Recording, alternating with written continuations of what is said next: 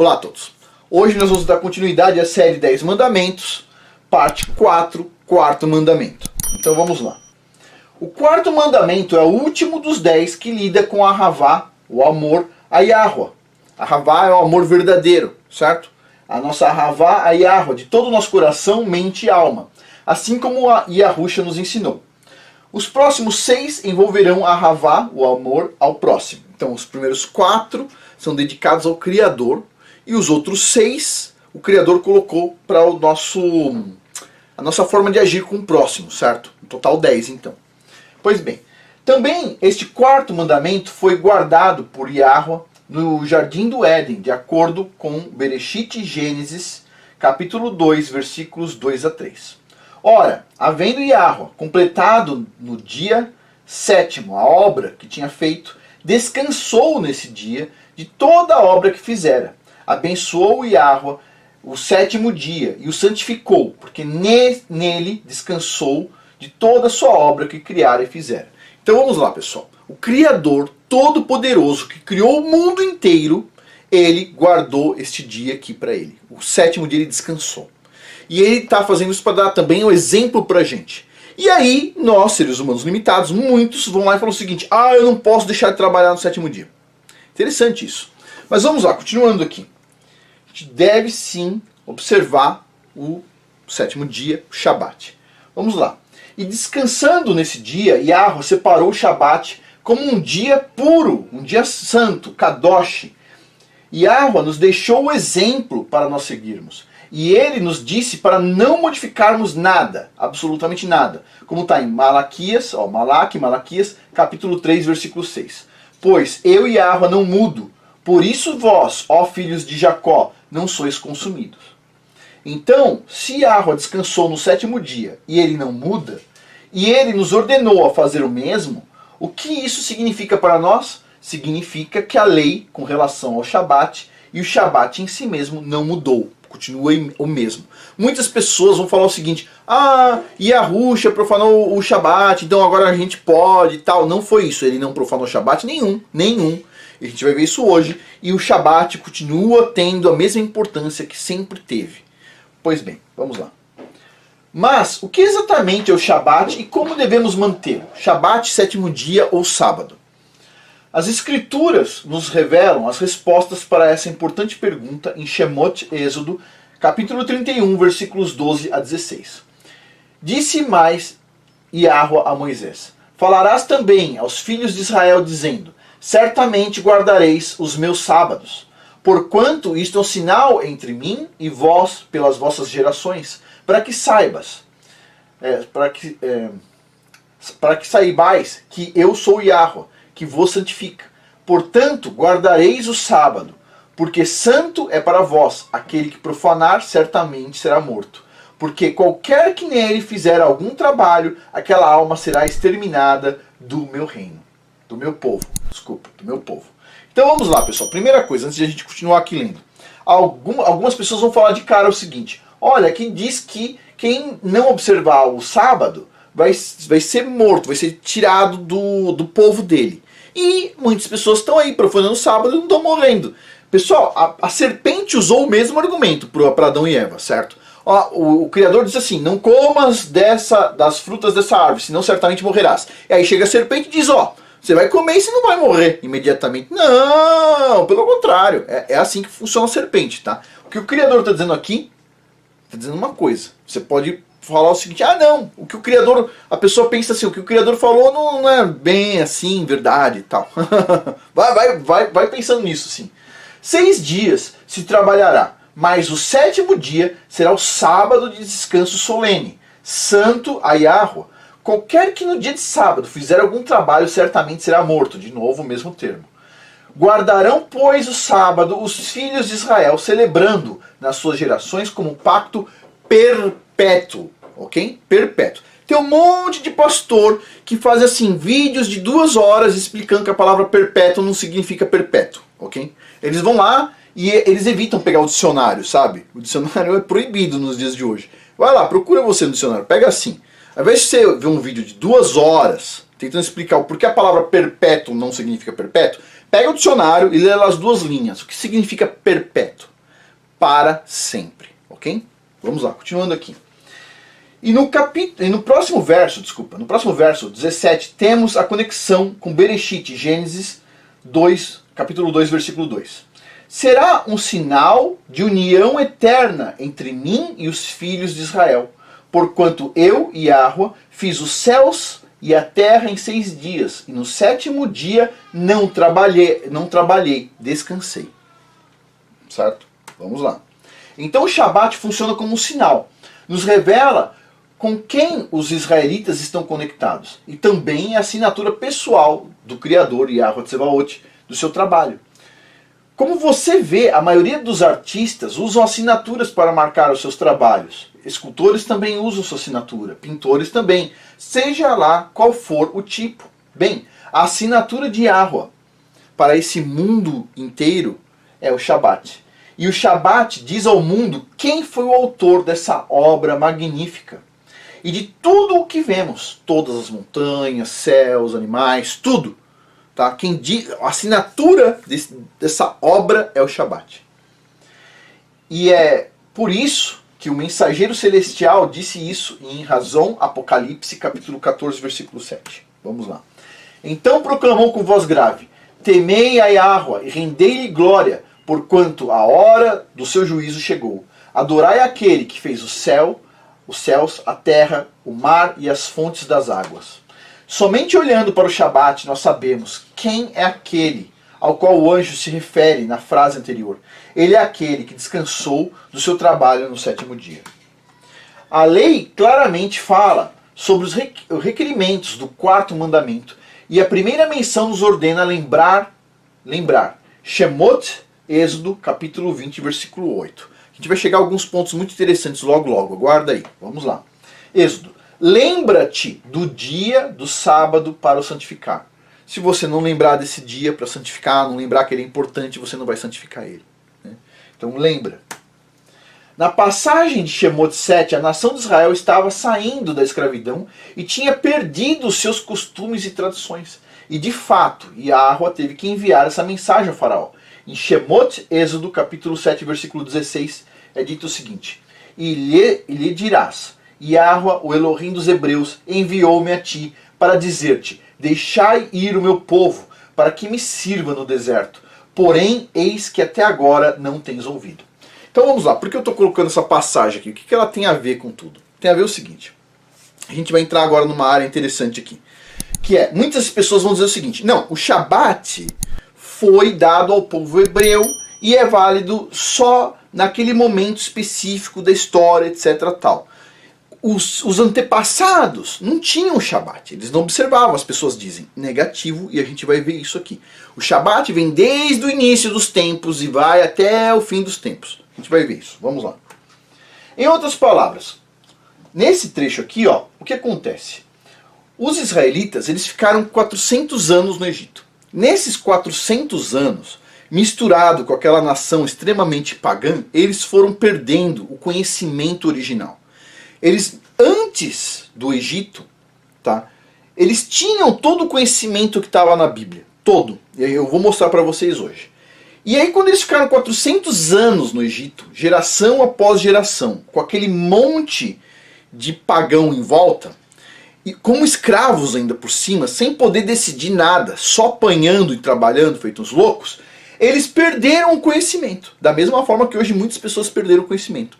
Então o que acontece? O Criador foi separar eles, tirou eles daquela nação horrorosa, colocou eles no deserto e agora, ó, vocês vão aprender tudo de novo. Passou um livro para eles, certo? E a gente tem esse conhecimento que ele passou aqui. A gente vai ver isso aqui rapidinho. Vamos lá.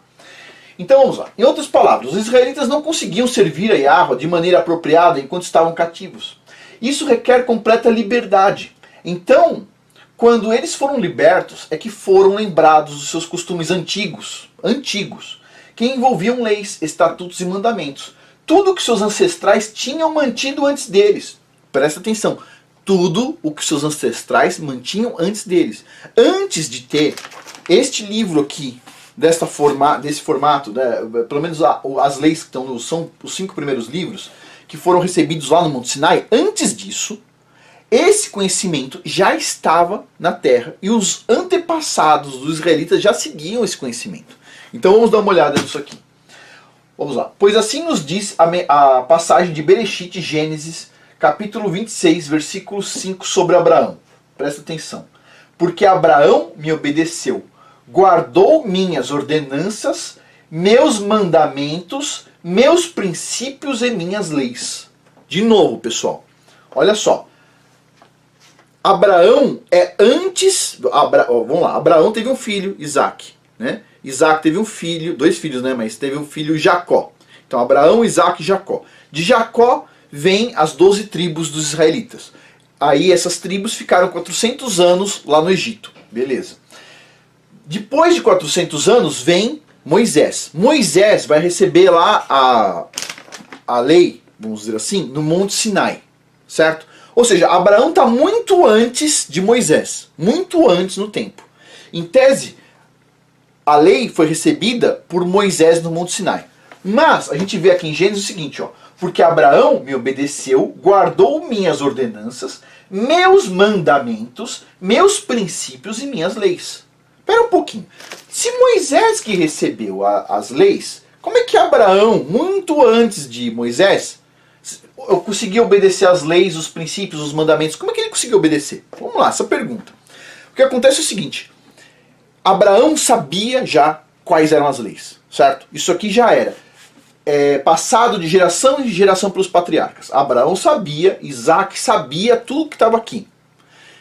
Jacó também sabia. O povo também deveria saber, só que o povo ficou 400 anos apanhando lá no Egito como escravo. E perdeu a lei, eles esqueceram tudo. Então o Criador foi lá e mandou de novo a lei, toda ela escrita aqui pra gente, e a gente tem ela até hoje, certo? Então o que acontece? Abraão, ele já obedecia a lei, os mandamentos, tudo isso aí. Ele obedecia, ele guardava o Shabat. E ele está antes da Bíblia. Certo? Então quem falou o seguinte, não, o Shabat foi entregue só lá para Moisés, etc. Papo furado. Abraão lá atrás já fazia tudo isso aí. Porque, ó, ele obedecia, ó, guardou minhas ordenanças, meus mandamentos, meus princípios e minhas leis, diz o Criador. Pois bem. Abraão recebeu essas tradições e conhecimento do seu patriarca, Shem, que recebeu esse conhecimento do seu patriarca, Noé, que recebeu o conhecimento do seu patriarca, Lameque, que recebeu o conhecimento do seu patriarca, Matusalém, que recebeu o conhecimento da lei pelo seu patriarca Enoque, o 7º desde Adão, ao qual a Escritura se refere em Bereshit, Gênesis capítulo 5, versículo 24. Enoque andou com Yahua e não apareceu mais, porquanto Yahua o tomou.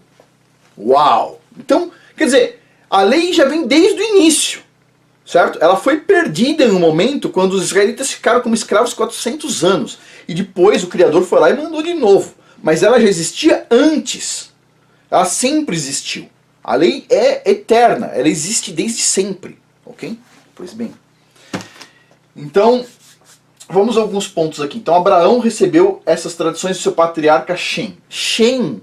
Shem foi filho de Noé. Noé passou com sua família pelo dilúvio. Shem estava lá dentro da arca, certo? A família de Noé, Shem fazia parte da família de Noé, filho de Noé, estava dentro da arca. Shem viu o mundo ser destruído por causa da hipocrisia, da desgraça criada por um bando de gente maluca. Certo? Ele viu o mundo ser destruído. Aquilo deve ser uma agonia muito grande. Terminou, desceu as águas, só tinha a família de Noé, não tinha mais ninguém. Shem viu aquilo. E depois, a profanação começou de novo. Veio Nimrod. Nimrod veio da linhagem lá de Noé também. Começou a fazer tudo de novo. Nimrod, olha só, Nimrod era um grande guerreiro, etc. daquela época. Shem foi até Nimrod, matou ele, esquartejou Nimrod, dividiu para todos os cantos e disse o seguinte, ó, presta atenção, eu não vou passar por esse dilúvio de novo por causa de um monte de gente idiota, certo? E aí o que acontece? Foi nesse momento que diz as lendas, né, de que começaram a ser criadas sociedades secretas para continuar fazendo as coisas erradas em oculto, porque Shem Tipo assim, Shem pegou Nimrod e esquartejou Nimrod. Tipo assim, pra vocês terem noção de quanto foi grave. Tipo assim, o que o pessoal fez antes do dilúvio, queriam fazer depois do dilúvio. Shem viu aquilo e falou, não, se depender de mim, não. Shem. Tudo isso aqui foi passado de patriarca em patriarca, etc. Tal, de geração em geração. Continuando aqui. Continuando com os requerimentos do quarto mandamento. Vamos lá em Shemot, Êxodo, capítulo 20, versículos de 8 a 11. Lembra-te do dia do sábado, para o santificar. Vou fazer um ponto aqui. Muitas pessoas dizem o seguinte, Afonso, o sábado é um sábado lunar, ou é outro sábado, não sei o quê. As pessoas inventam justificativas para não guardar o sábado, ok? Pois bem. Já tem estudos mostrando que o Shabat, mesmo tendo todas as adulterações de calendário possíveis, o Shabat bate com o sábado. Tem estudo sobre isso. Quem quiser pesquisa aí. Mas sempre vai aparecer alguém reinventando a roda. Não, o Shabat é de segunda-feira, outro diz que é de terça, outro diz que é de quarta, outro diz que é de quinta, outro diz que é de sexta. E aí sempre vem a mesma história. Se os rabinos de hoje em dia, que tem muitos erros neles, falam que é de sábado, com certeza não é de sábado. Espera um pouquinho. Tem coisas que a gente não pode, que, poxa, a gente vai vendo assim, ao longo da história, tem coisa que é difícil de mudar, sem passar desapercebido, sem ter um comentário, uma vírgula. E assim, o Shabat cai no sábado e ponto. Tipo assim, não começa a procurar vídeos de 200 horas, fazendo maluquices, falando que o Shabat é de quarta, de quinta, de sexta, não sei o que, é da lua, isso, aquilo. O Shabat é de sábado, ponto. Põe um ponto nisso, resolve isso. Porque as pessoas elas começam a estudar essas loucuras todas aí, que não tem registro, e aí no final das contas, elas não observam nenhum dia como Shabat, ok? Então assim, Shabat é sábado, começa sexta-feira à noite e vai até sábado. Só um minutinho, vou parar um pouquinho aqui e a gente já continua. Pessoal, desculpa a interrupção, continuando aqui. Então, lembra-te do dia do sábado para o santificar. 6 dias trabalharás e farás o teu trabalho. Mas o 7º dia é o sábado, o Shabat de Yahweh, teu Elohim. Nesse dia não farás trabalho algum, nem tu, nem teu filho, nem tua filha, nem teu servo, nem tua serva, nem teu animal, nem o estrangeiro que está dentro das tuas portas. Porque em 6 dias fez Yahweh os céus e a terra, o mar e tudo o que neles há. E ao 7º dia descansou. Por isso Yahweh abençoou o dia do sábado, o Shabat, e o santificou. No dia de Shabat nos foi dito para não fazer nenhum tipo de trabalho, e ninguém da sua casa deve fazer trabalho. Trabalhos são reservados para os outros 6 dias da semana, não para o dia de Shabat, como a gente pode ver em Neemias, capítulo 13, versículo 15. Naqueles dias vi em Judá homens que pisavam lugares no sábado, e traziam molhos, que carregavam sobre jumentos. Vi também vinho, uvas e figos, e toda sorte de cargas, que eles traziam a Jerusalém no dia de sábado, no Shabat, e protestei contra eles quanto ao dia em que eles estavam vendendo mantimentos. Então, até comprar e vender não é permitido no Shabat. Comprar e vender não é permitido no dia do Shabat, ok? Comprar e vender não é permitido. Como a gente vê em Neemias, capítulo 10, versículo 31.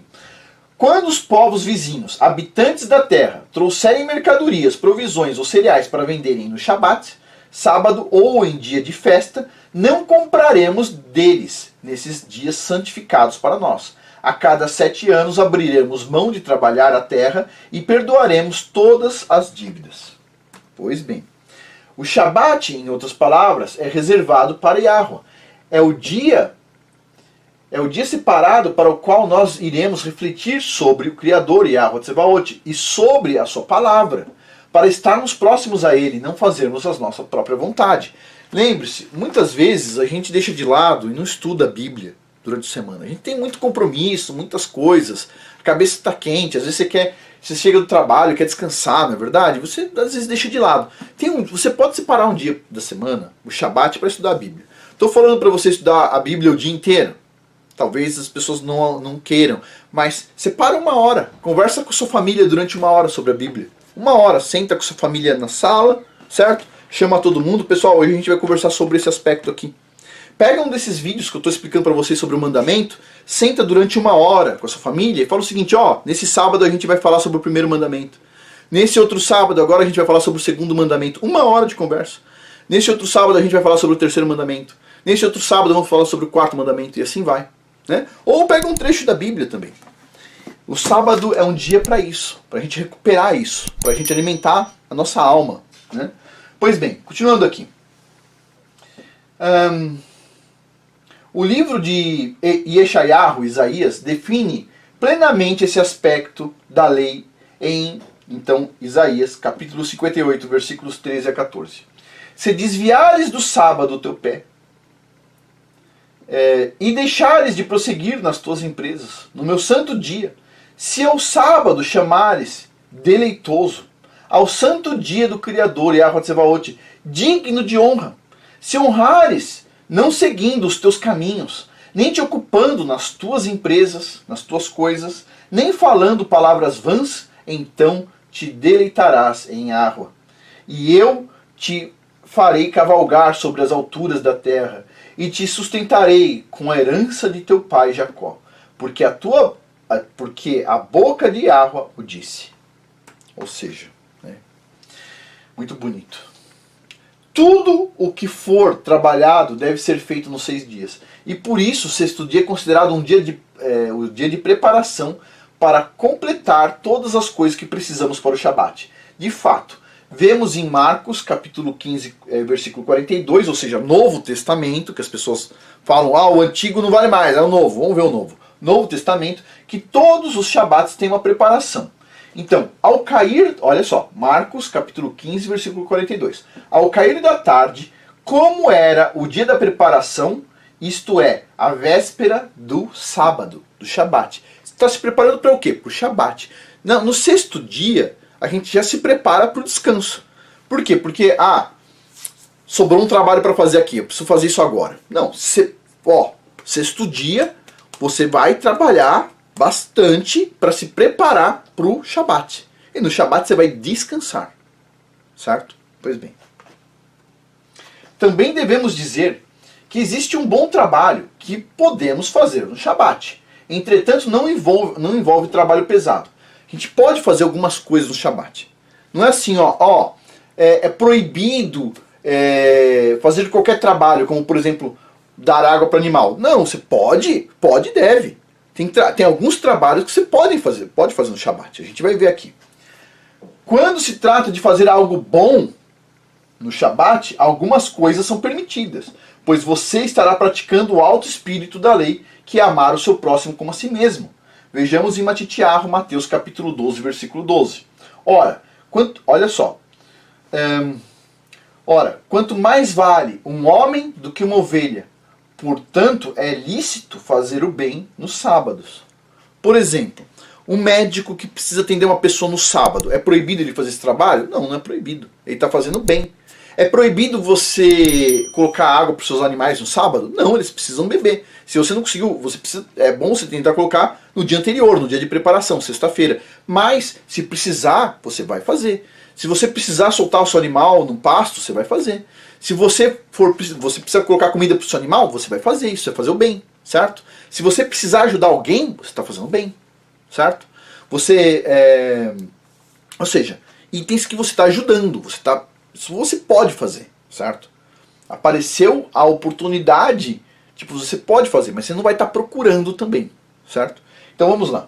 Olha só, quanto mais vale um homem do que uma ovelha, portanto é lícito fazer o bem nos sábados. Um chefe da sinagoga chegou a desafiar Yahusha, que é o nome hebraico, Yahusha é o nome hebraico de Jesus, que as pessoas falam Jesus, mas o nome é Yahusha, Yahusha Hamashia. Chegou a desafiar Yahusha por ter curado no Shabat. Vemos o que Yahusha então diz em Lucas capítulo 13, versículo 15. Então Yahusha exclamou, hipócritas, porventura cada um de vós não desamarra no sábado o seu boi ou jumento do estábulo e o leva dali para servir-lhe água?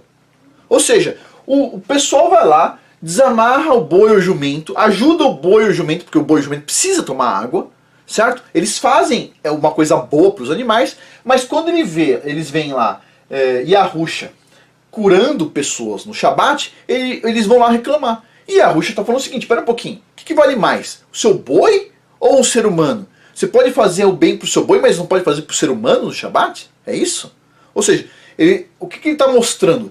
Duas coisas, a hipocrisia daquelas pessoas que faziam coisas assim no sábado, e mostrando o seguinte, espera um pouquinho, o que vale mais?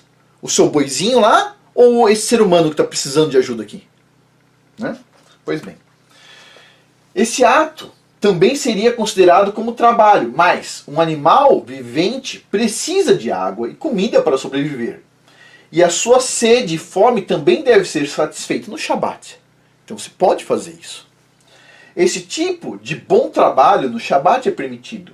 E Yahusha curou um aleijado, fazendo o bem ao seu próximo no Shabat. E os seus discípulos pegaram grãos e comeram no Shabat, pois estavam com fome. E esses dois atos foram vistos como trabalho pelos fariseus, mas aquilo não é trabalho. O que é errado? É errado você...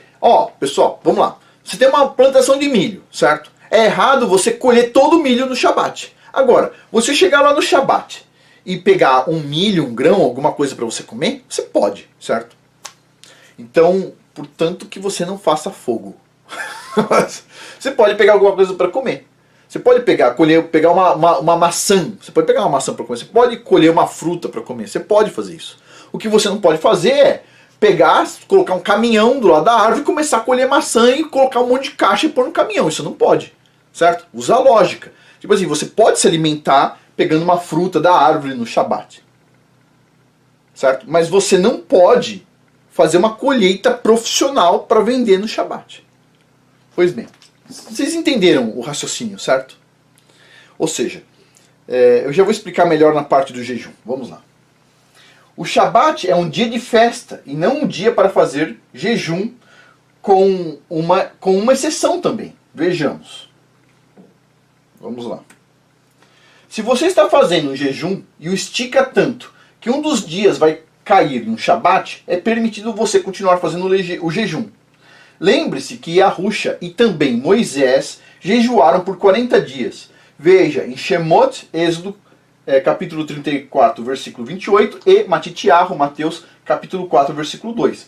Ambos jejuaram por 40 dias, tanto Moisés quanto Yahusha. Okay? Se jejuaram por 40 dias, você não deve fazer jejum no Shabat. Mas, se jejuou por 40 dias, você vai passar pelo Shabat fazendo jejum, certo? Ok, então vamos lá. Porém, você pode fazer um jejum longo e passar pelo Shabat fazendo jejum. Porém, não escolha o dia do Shabat em específico para jejuar. Você fala o seguinte, eu vou jejuar um dia. Ao invés de jejuar na segunda, ou na terça, ou na quarta, ou na quinta, ou na sexta, eu vou jejuar no sábado. Isso é errado. Por quê? Por que você não está jejuando outro dia? Você podia mudar de dia, certo? Por que você não está jejuando outro dia? Você está jejuando no Shabat. Isso é errado. Isso é errado. Ou, por exemplo, eu vou fazer um jejum de 40 dias e vou começar no Shabat. É errado também. Certo? Você não começa o jejum no Shabat. O Shabat não é para fazer jejum. Mas, se você estiver fazendo um jejum longo, e você está lá, segunda, terça, quarta, quinta, sexta, chegou no Shabat, você vai parar o jejum? Não, você vai continuar. Sábado, Shabat, depois domingo, segunda, terça, e assim vai, certo? Você pode passar pelo Shabat fazendo, mas você não pode começar no Shabat ou fazer exclusivamente no Shabat. Pois bem, então, porém, não escolha então um dia de Shabat específico para jejuar, pois isso não é guardar a Escritura. E Yahusha mesmo disse em Yohanan, João, capítulo 4, versículo 24.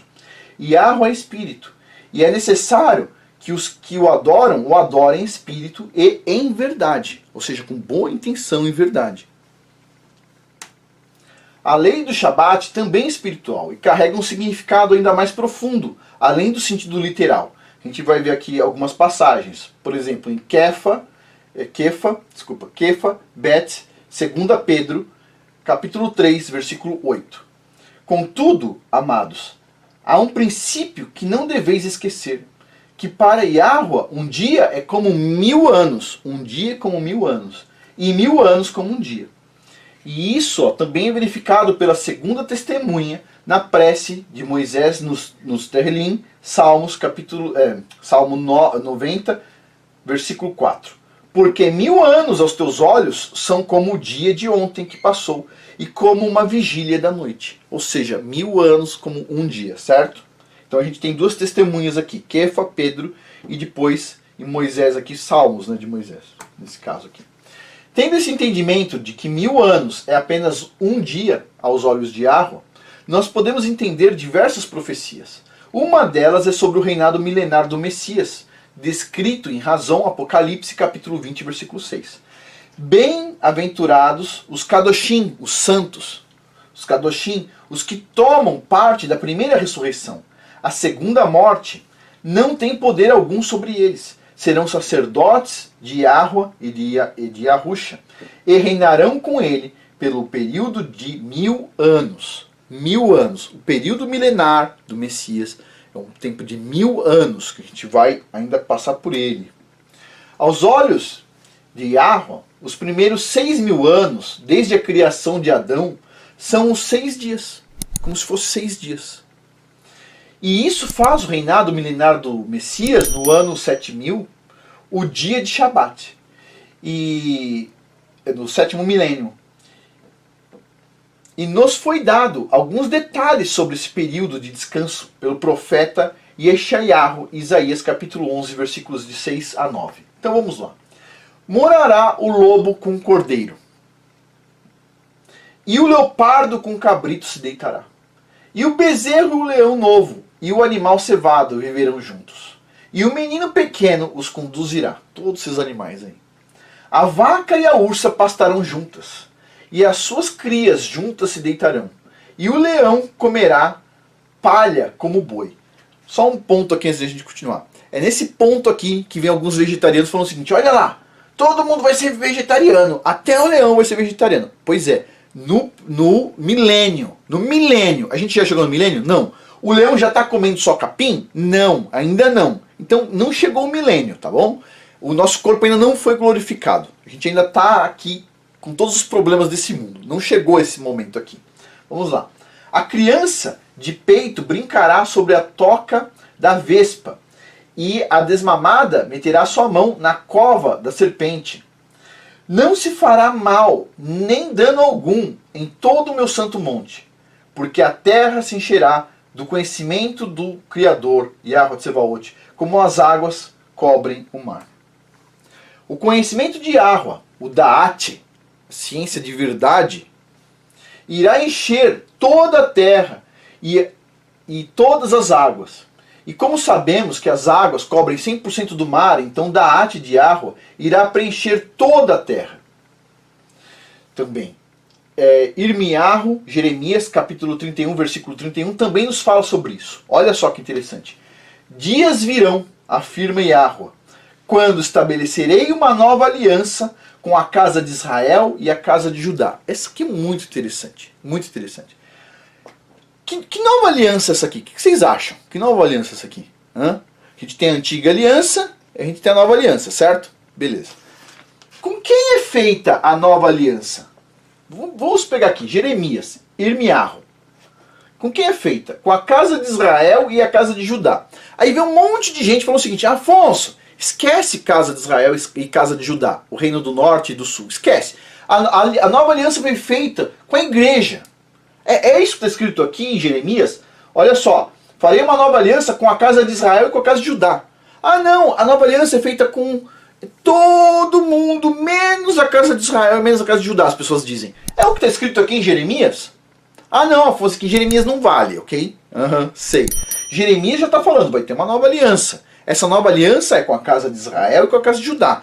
Vai incluir gentios como sempre incluiu durante muito tempo, agregados às casas de Israel e casas de Judá. Sempre teve, vai ter muitos gentios. Mas a nova aliança era é feita onde? Em que cenário?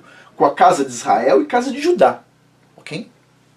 Pois bem, aí um monte de gente falou o seguinte: não, Afonso, tá errado, é a igreja. É a igreja. Primeiro que a palavra igreja nem existia. A gente está falando de congregação. A palavra igreja corretamente seria congregação. Ok? Ponto número 1.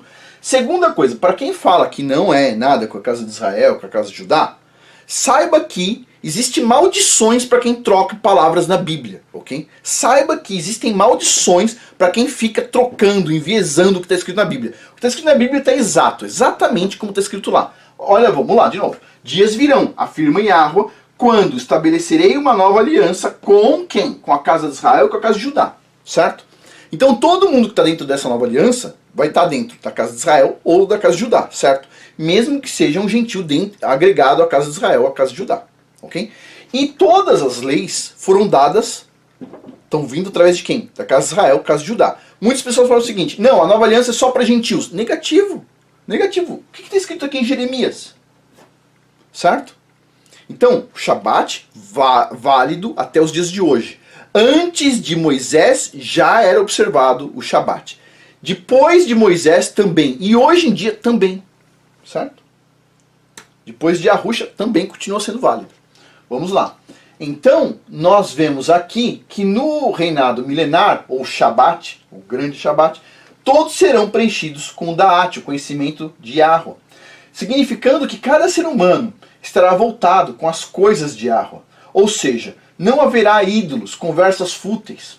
O profeta Zacarias nos revela muito mais, e podemos ver isso em Zacarias capítulo 8, versículo 20 a 23. Vamos lá. Assim diz Yahweh dos exércitos, Yahweh Tsebaot, ainda sucederá que virão povos e os habitantes de muitas cidades, e os habitantes de uma cidade irão a outra, dizendo: vamos depressa suplicar o favor do Criador e buscar Yahweh Tsebaot. Eu também irei. Assim virão muitos povos e poderosas nações buscar em Jerusalém Yahweh Tsebaot e suplicar a bênção de Yahweh. Assim diz Yahweh Tsebaot, Yahweh dos exércitos. Naquele dia sucederá que 10 homens de nações de todas as línguas pegarão na orla das vestes de um israelita, dizendo: iremos convosco, porque temos ouvido que Yahweh está convosco. Então, recapitulando, os requerimentos do dia do Shabat. Conversas inúteis ou discussões que não glorifiquem o Criador não devem ser feitas no dia de Shabat. Inútil. Vamos assistir futebol no dia de Shabat. Não. Negativo, certo? Vamos lá. É um dia de conversas puras. Trabalho é feito nos demais dias da semana e não devem ser feitos no Shabat, incluindo fazer fogo, cortar lenha. Você não pode fazer fogo no dia de Shabat, ok? Agora, você pode, por exemplo, esquentar alguma coisa numa resistência elétrica, que é só ligar na tomada lá? Pode, tá? Você não pode fazer fogo no Shabat. Você pode, por exemplo, como é que eu vou fazer comida? Você pode comer um lanche. Você pode comer um lanche com sardinha. Você pode comer um lanche. Você pode comer alguma comida que possa ser comida fria também. Frutas, coisas desse tipo. Você pode... que mais? Você pode ter uma resistência elétrica e esquentar alguma comida. Você também pode esquentar. Você põe na tomada e a resistência elétrica está ali funcionando, certo? Fogo é uma coisa totalmente diferente, porque é outro cenário, tá? Mas uma resistência elétrica você pode usar uma resistência para esquentar alguma coisa. Bom, de qualquer forma, é um dia que é um dia de descanso, né? As pessoas pensam o seguinte, né? Eu vou descansar e a minha esposa vai ficar ali cozinhando o dia inteiro. Negativo, pessoal. Todo mundo tem que descansar, certo? Inclusive a pessoa que está fazendo alimentação para a família inteira, certo? Sendo homem ou mulher, não importa. Então a gente tem que priorizar itens mais simples, coisas mais simples, que não vão fazer a gente ficar trabalhando feito um louco, certo? Não estou dizendo que você não possa fazer alguma coisa, para o bem você pode, mas não pode fazer um monte de coisa. Evite fazer um monte de trabalho nesse dia, tá? Por exemplo, você pode lavar os pratos no final do dia? Lava no final do dia. Mas eu sujei o prato e eu estou precisando de um pratinho agora e ainda não terminou o Shabat. Bom, lavar um pratinho para você usar não tem problema, certo? Mas não tenta fazer tudo no Shabat. Pois bem, continuando aqui. O trabalho então é feito nos demais dias da semana e não deve ser feito no Shabat, incluindo fazer fogo e cortar lenha. Nem comprar e vender. Você não pode comprar e vender, certo? Vou no shopping, vou comprar uma casquinha de sorvete, vou não sei o que. Todo mundo quer gastar. As pessoas parecem que vamos dizer assim, ó, quando eu comecei a observar o Shabat, foi bem difícil. Porque assim, todo dia a gente gasta algum dinheirinho aqui e ali, né? Eu vou comprar pão, vou comprar isso. Não. Não. Shabat não vai gastar nada, ok? Nada. Esquece. Pois bem. O Shabat é um dia de festa e é um dia das primeiras festas, e é uma das primeiras festas recordadas em Levíticos. É um dia importante. Como você pode ver, o que o Shabat verdadeiramente representa será visto no reinado milenar do Messias. Todas as conversas serão centradas em Yahweh. Os eleitos irão experimentar um descanso, que é o requerimento do Shabat de não trabalhar. E a proibição de comprar e vender é o final desse sistema de endividamento econômico babilônico no qual estamos dentro. E que não existirá durante o reinado milenar. E o milênio também é representado pelas bodas do Cordeiro, que será uma grande festa, e o Shabat é um dia de festa. Está lá em Razão, Apocalipse, capítulo 19, versículos 7 a 9. Vamos ver. Regozijemo-nos e exultemo-nos e demos-lhe a glória, porque são chegadas as bodas do Cordeiro, e já a sua noiva se preparou, e lhe foi permitido vestir-se de linho fino, resplandecente e puro, pois o linho fino são as obras justas dos Kadoshim. E disse-me, os Kadoshim santos, né? E disse-me, escreve, bem-aventurados aqueles que são chamados à ceia das bodas do Cordeiro. Disse-me ainda, estas são as verdadeiras palavras de Yahweh. Então vamos lá. É importante que nós entendamos esta lei e todas as demais para que possamos servir a Yahweh corretamente, como os nossos primeiros patriarcas fizeram. Ou seja, não começou lá em Moisés a observância das leis. Começou antes de Moisés. A gente sabe disso porque eu já mostrei para vocês. Estava lá em Abraão, já observava os mandamentos e leis, certo? E depois de Abraão, muito tempo depois, foi recebido no Monte Sinai, de novo, as leis. Mas Abraão já sabia lá, e foi passado de patriarca em patriarca, certo? Bem no início, todos eles sabiam, certo? E as pessoas, elas pensam que não, veio de Moisés, não veio só lá de Moisés, veio antes, é que foi perdido, ok? Então assim, de novo, qual que é o primeiro mandamento? Vamos lá, o primeiro mandamento, qual que é? Não terá outros deuses diante do Criador dos céus da terra, Yahweh Tsevaot. Qual que é o segundo mandamento? Não usará o nome do Criador, Yahweh Tsevaot, em vão, de forma mentirosa, ou usando títulos menores a ele. Outra coisa, vamos lá, mandamento número 3, todo mundo lembra. Qual que é o terceiro mandamento? É sobre idolatria, certo?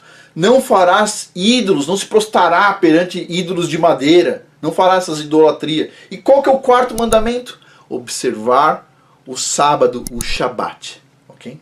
Bom pessoal, por hoje é isso, muito obrigado a todos, até mais.